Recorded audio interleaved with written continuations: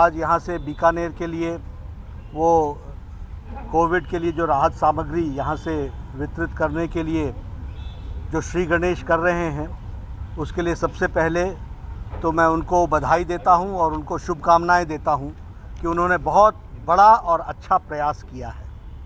इसके साथ साथ मैं SBI foundation, state bank of India foundation और UV कैन, ये दोनों ही फाउंडेशन को भी मैं बधाई देता हूं और साधुवाद देता हूं, जिन्होंने इस कार्यक्रम को किया है और बड़ी संख्या में और बड़ी मात्रा में ये जो आपने राहत सामग्री पहुंचाने का जो प्रयास उन ज़रूरतमंद के लिए किया है, यह बहुत ही सराहनीय है। इसमें ऑक्सीजन कंसंट्रेटर से लेकर, सैनिटाइज़र से लेकर के, मास्क से लेकर बाकी सारी सुविधाओं के लिए आपने अपने हॉस्पिटल को युक्त करने की कोशिश की है और उसको कोरोना को मुक्त करने का आपने जो अभियान चलाया है, उसके लिए मैं पुनः आपको साधुवाद देता हूँ।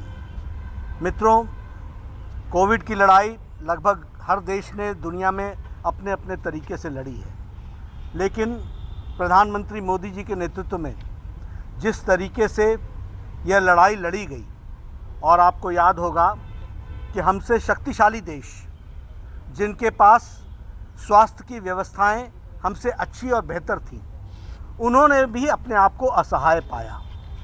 लेकिन 130 करोड़ के देश को समय समय पर सही फैसला लेते हुए प्रधानमंत्री मोदी जी ने इस 130 करोड़ देश को संभाल करके आगे बढ़ाने का जो काम किया है, वह बहुत ही सराहनीय है। उसके लिए मैं उनको बहुत बहुत बधाई देता हूं। और तुम्हें जिस तरीके से सरकार ने कदम उठाए हैं, वो हम सबको मालूम है। मित्रों, ये कोविड की बीमारी कैसे लड़ी जाएगी, ये किसी को मालूम नहीं था। मैं पूर्व स्वास्थ्य मंत्री रहा हूं, मुझे मालूम है कि इसके कोरोना के टेस्टिंग के लिए जो फैसिलिटी हुआ करती थी, वह NIV Pune, national institute of virology Pune, एक इंस्टीट्यूट था और भारत की टेस्टिंग कैपेसिटी 1500 थी प्रतिदिन। आज ये टेस्टिंग कैपेसिटी 25 लाख प्रतिदिन हो गई है, यह हमको समझना चाहिए। उस समय हमारे पास एक लैब थी, आज हमारे पास 2500 लैब सिर्फ कोरोना की टेस्टिंग के लिए है। और उसी तरीके से आइसोलेशन बेड्स आज 14 लाख से ज़्यादा हैं, और उसी तरीके से ICU बेड्स जो 2000 थे, वो 85,000 ICU बेड्स हैं। ये हमको ध्यान में रखना। हम लोगों ने HCQ, इसको भी 114 देशों में मोदी जी के नेतृत्व में पहुंचाया गया है, ये हम सबको मालूम है। अभी जब ये दूसरी वेव आई तो ऑक्सीजन की कमी की बात हम सबके सामने आई। मित्रों, भारत, क्योंकि ये बीमारी अपनी किस्म की अजूबी थी, इसका डायमेंशन क्या होता है और किस चीज़ की कितनी ज़रूरत पड़ती है, इसका अंदाज़ा किसी को भी नहीं था। लेकिन भारत पहले 600 मेट्रिक टन ऑक्सीजन पैदा करता था, जो पिछले साल उसको 3000 मेट्रिक टन तक पहुंच गया। और एक सप्ताह के अंदर प्रधानमंत्री मोदी जी ने 3000 मेट्रिक टन से बढ़ाकर 446 मेट्रिक टन पहुंचा दिया। एक सप्ताह के अंदर 3000 मेट्रिक टन से 9446 मेट्रिक टन पहुंचा दिया। उसी तरीके से उसको जल से, थल से और वायु से, नभ से, तीनों तरीके से ऑक्सीजन को पहुंचाने का काम किया गया। ऑक्सीजन एक्सप्रेस चली, शिप्स चली, विदेशों से ऑक्सीजन मंगवाया गया, और साथ ही साथ हवाई जहाज से भी 1400 सॉर्टीज लगाई हैं भारत के एयरफोर्स ने। 1400 सॉर्टीज मतलब 1400 बार उड़ान भरी है एक सप्ताह के अंदर ऑक्सीजन पहुंचाने के लिए। इस तरीके का नेतृत्व में काम किया गया, हमको ध्यान में रखना चाहिए।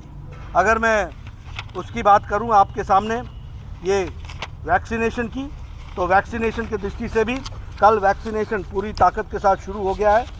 साल के अंत तक 257 करोड़ ये वैक्सीन के डोजेस बन जाएंगे। इस समय हम लगभग 7 करोड़ के आसपास पैदा कर रहे हैं।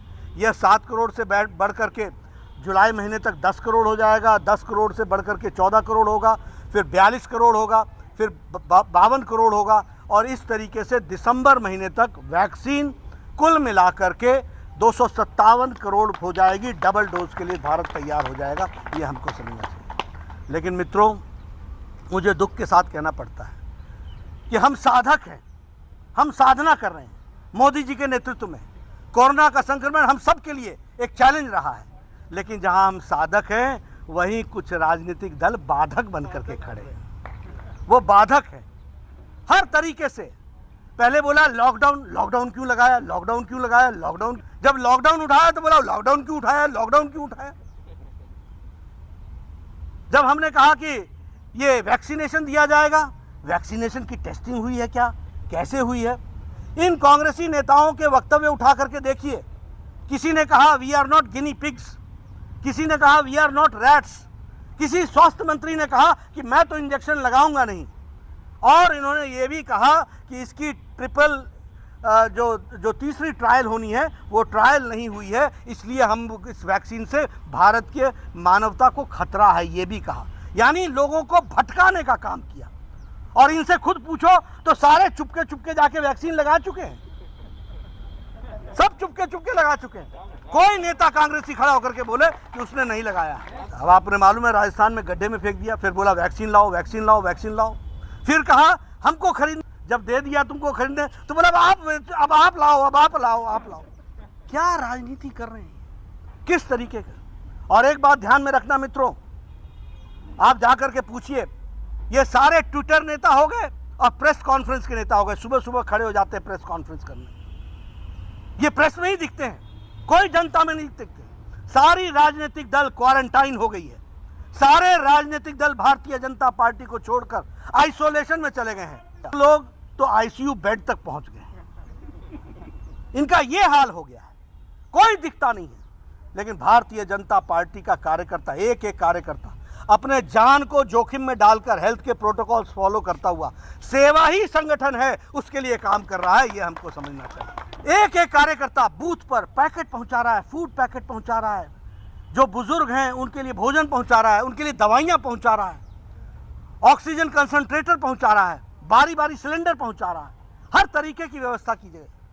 2000 से ज्यादा कैंप्स लगा लिए गए। 3 दिन के अंदर 88,000 से ज्यादा ब्लड यूनिट्स हम लोगों ने डोनेट किया है भारतीय जनता पार्टी के कार्यकर्ताओं को। बहुत, जिसको कहते हैं सेवा ही संगठन है, ये मोदी जी का जो आह्वान था उस पर पूरी ताकत के साथ भारतीय जनता पार्टी लगी है। और आज हमारे अर्जुन राम मेघवाल जी जो पिछले 1.5 साल से लगे हैं, ये खुद भी कोरोना से ग्रस्त हुए, लेकिन रुके नहीं, थके नहीं, रुके नहीं, बढ़ते चले गए। और आज बीकानेर की जनता के लिए फिर से एक बड़ी खेप सामग्री की पहुंचा रहे हैं। मैं इनको बधाई देता हूं, एसबीआई को बधाई देता हूं, वी कैन को बधाई देता हूं कि आप सब लोगों ने इस काम को पकड़ा है। मैं इसके लिए आपको शुभकामनाएं देता हूं, साधुवाद देता हूं। यह काम लोगों के राहत में आए और क्वारंटाइन वाले क्वारंटाइन रहें, काम करने वाले काम करें, जिनको भटकाना है भटकाएं। हम अटकने वाले नहीं हैं, हम चलते जाएंगे। तुम बाधक रहो, हम साधक रहेंगे, हम आगे बढ़ेंगे। बहुत बहुत धन्यवाद।